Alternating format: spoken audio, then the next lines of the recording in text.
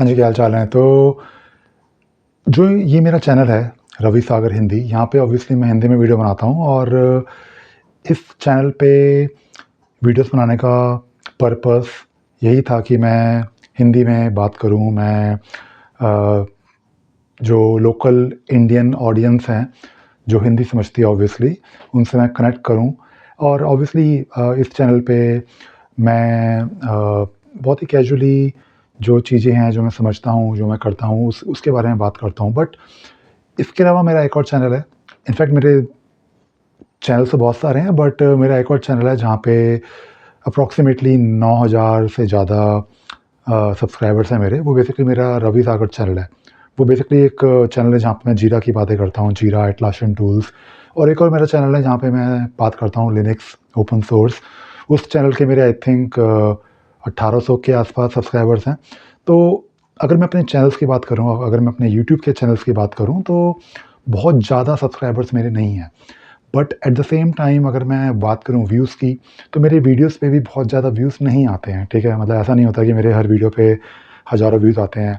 Normally मेरे videos पे जो व्यूज़ आते हैं, वो आते हैं 50, 100 इन दिस रेंज, ठीक है? कुछ वीडियोज़ में व्यूज़ बहुत सारे आ जाते हैं बट नॉर्मली इतने ही आते हैं।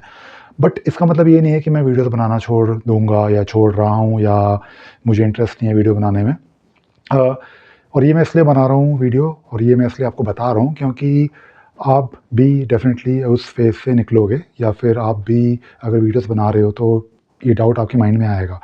तो सबसे पहली बात तो ये है कि अगर आप यूट्यूब पे वीडियोज़ बना रहे हो, इनफैक्ट कोई भी प्लेटफ़ॉर्म आप ले लो, इंस्टाग्राम को की भी अगर आप बात करो, तो सबसे पहली बात तो ये है कि आपको ये पता होना चाहिए कि आपकी क्लैरिटी किस चीज़ को लेके है। मतलब आप जो वीडियोज़ बना रहे हो, आप क्या यूट्यूब से पैसे कमाना चाहते हो या फिर आप यूट्यूब पे जो वीडियोज़ डाल रहे हो, वो बस एक सेकेंडरी और एक एक एक ज़रिया है जहाँ पे आप अपनी मार्केटिंग कर रहे हो, जहाँ पे आप अपने प्रोडक्ट्स एंड सर्विसेज़ के बारे में बता रहे हो।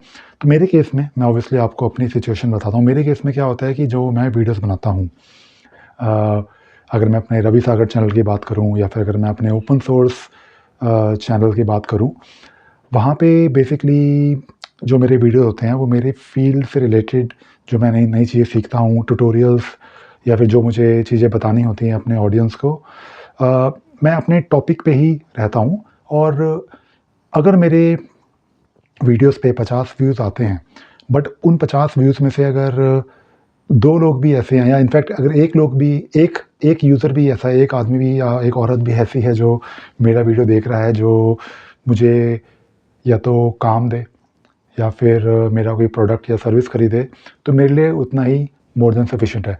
अगर आपको नहीं पता तो अगर आप अमेज़न पे जाओ तो मेरी बुक्स हैं, जो मैंने लिखी हुई हैं, ठीक है? मेरे वीडियो कोर्सेज़ हैं जो मैं सेल करता हूँ एंड मोस्ट इम्पोर्टेंटली अ, मेरी सर्विसेज़ हैं, जो मैं अपनी कंपनी स्पार्क सिस के थ्रू प्रोवाइड करता हूँ। और मेरे ऑब्वियसली वीडियोज़ पे व्यूज़ ज़्यादा नहीं आते, बट अगर मैं आपको इसी चीज़ को दूसरे तरीके से बताऊँ, जो मैं काम करता हूँ, बेसिकली जो मेरी लाइवलीहुड है और ब्रेड एंड बटर है, which is basically something that I am doing for many years. मतलब मैं काफ़ी सालों से अपना ही काम कर रहा हूँ और मेरे पास अभी तक जितना भी काम आया है, अगर मैं अपने बिज़नेस की बात करूँ, जितने भी क्लाइंट्स ने मुझे अप्रोच किया है, वो A to Z it has always been through organic search. मतलब ऑर्गेनिक सर्च का मतलब होता है कि लोगों ने ऑनलाइन सर्च किया। आजकल तो ऑब्वियसली यूट्यूब के वीडियोज़ आ गए हैं बट लोग अभी भी गूगल पे सर्च करते हैं, लोग अभी भी जाते हैं ऑनलाइन और वो देखते हैं कि हाँ, अगर मुझे जीरा की कंसल्टेंसी चाहिए या फिर अगर मुझे जीरा सीखना है तो मैं कहाँ-कहाँ सीख सकता हूँ। तो इस तरह के जो लोग होते हैं वो ऑब्वियसली जब आप की साइट पे आते हैं, तो एक पॉसिबिलिटी होती है कि अगर आपकी साइट पे 100 लोग आ रहे हैं या फिर अगर आपके वीडियोज़ पे 200 व्यूज़ आ रहे हैं, हो सकता है उन 200 व्यूज़ में से 10 लोग हों जो आपके लिंक पे क्लिक करें और उन 10 लोगों में से भी कोई हो सकता है एक ही हो जो आपकी प्रोडक्ट या सर्विस को खरीदे। तो मैं ये कहना चाह रहा हूँ कि अगर आप वीडियो बना रहे हो, तो आप ये मत सोचो कि आपको यूट्यूब से ही पैसे कमाने हैं। आप अपनी जो सेकेंडरी या फिर जो आपका जो मेन काम है, उसको आप प्राइमरी रखो, यूट्यूब के वीडियोज़ को आप रखो एज़ अ मार्केटिंग एक तरीका है जहाँ पे आप जाके अपने बारे में बता रहे हो और इनडायरेक्टली या फिर डायरेक्टली आप अपनी प्रोडक्ट या सर्विसेज़ को सेल कर सकते हो। तो ये मैंने सोचा एक बारी आपको बता दूँ कि अगर आपके वीडियोज़ पे व्यूज़ नहीं आ रहे हैं तो इतना कोई परेशान होने वाली बात नहीं है।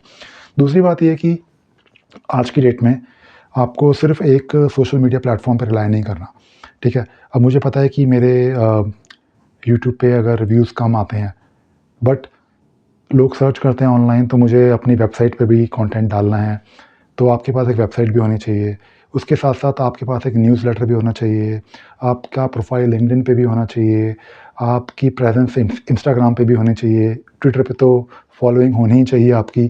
तो अगर आपके मल्टीपल जगहों पे, प्लेटफ़ॉर्म्स पे अगर आपका प्रोफ़ाइल है, आपकी कम्युनिटी है, तो होता क्या है कि आप अपने कंटेंट को अलग-अलग प्लेटफ़ॉर्म्स पे जब शेयर करते हो, तो यू नेवर नो, ठीक है? यू नेवर नो कि आपका वीडियो यूट्यूब पे तो है, बट अगर आपने उस वीडियो का लिंक कहीं और डाल रखा है, तो किसी ने कहीं पे सर्च किया और उनको आपका वीडियो मिल गया, तो हो सकता है कि आप जो प्रोडक्ट या सर्विस की बात कर रहे हो या फिर जो भी आप बता रहे हो, वो लोगों तक पहुँचे।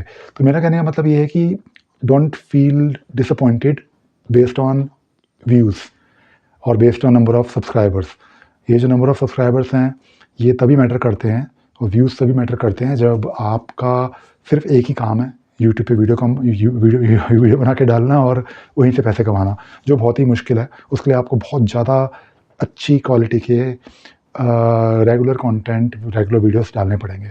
तो मैंने सोचा इस बारे में बता दूँ आपको, ठीक है? ये मतलब ऑब्वियसली मैं अपने पॉइंट ऑफ व्यू से बता रहा हूँ और ये मैं ऑब्वियसली फेस करता हूँ, ये मैं करता हूँ ऑन अ डेली बेसिस। मैं वीडियोज़ तो बनाता ही हूँ, बट मुझे पता है कि हाँ, मेरे वीडियोज़ पे अगर 5 व्यूज़ भी आते हैं, it is more than enough for me. और इसका मतलब ये नहीं है कि मैं ये नहीं चाहता कि मेरे वीडियोज़ पे व्यूज़ ना आएँ। मैं तो चाहता ही हूँ कि मेरे वीडियोज़ पे व्यूज़ ज़्यादा आएँ, जितने ज़्यादा व्यूज़ आएँगे उतना ज़्यादा बेटर है हमारे लिए, हमारे काम के लिए, मेरे काम के लिए जो मैं करता हूँ।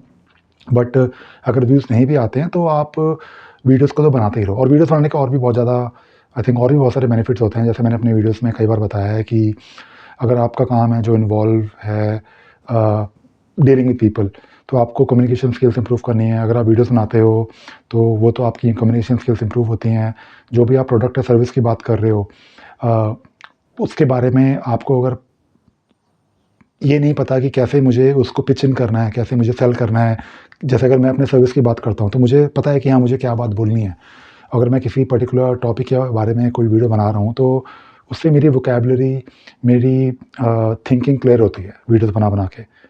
वोकैब्युलरी इसलिए इम्पोर्टेंट होती है क्योंकि जब आप किसी से बात करते हो, तो आप अगर अपने ही टॉपिक के बारे में बात ना करो ना रेगुलरली, तो आपके पास बेसिकली वर्ड्स नहीं होते हैं। तो अगर मैं अपने ही टॉपिक के बारे में कुछ बता रहा हूँ और मैं रोज़ ही वही बात कर रहा हूँ अपने वीडियोज़ के थ्रू, तो I am always full of words that I can use, ठीक है? वो terms and terminologies and different different words जो मेरे काम को, मेरे प्रोडक्ट को, मेरे सर्विस को डिस्क्राइब करने में मेरी हेल्प करेंगे, वो मेरे पास हैंडी रहेंगे। अगर कोई मेरे से पूछता है कि जीरा के बारे में मुझे कुछ बताओ, तो मैं हमेशा बात कर सकता हूँ, मुझे प्रिपरेशन करने की ज़रूरत नहीं होती है। तो अगर आप वीडियोज़ बनाते हो ना, तो उसका डायरेक्टली, इनडायरेक्टली तो बहुत फ़ायदा होता ही होता है। ठीक है? तो बस यही मैंने सोचा एक छोटा-सा वीडियो बनाया जाए। चलो, thank you very much. Bye bye.